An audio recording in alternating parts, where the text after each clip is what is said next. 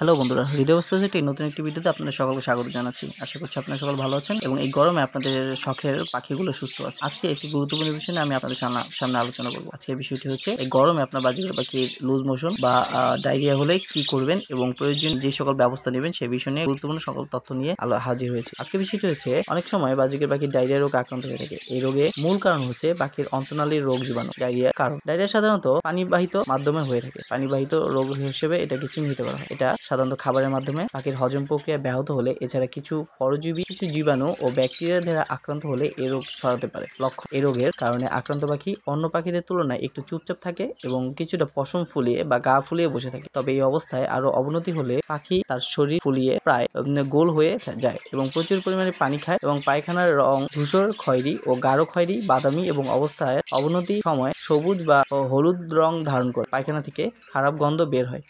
মলদ্বারের চারপাশে পালক ভেজে থাকে এবং এই জায়গায় গরম ও লাল হয়ে থাকে। অতিরিক্ত ডায়রিয়া হলে পাখির কিডনিতে সমস্যা হতে পারে। চিকিৎসা পদ্ধতি: ডায়রিয়া আক্রান্ত পাখিকে তৎক্ষণাৎ আলাদা করে নিতে হবে এবং সবুজ ও নরম খাদ্য বন্ধ করে দিতে হবে। খাঁচার ভিতরে 40 থেকে 60 ওয়াটের একটি বাল্ব জ্বালিয়ে দিতে হবে। পাখিকে লাল চা হালকা ঠান্ডা করে দিতে হবে। পাখি যদি সবুজ রঙের পায়খানা করে থাকে তবে 50 ml চায়ের সাথে 2 ml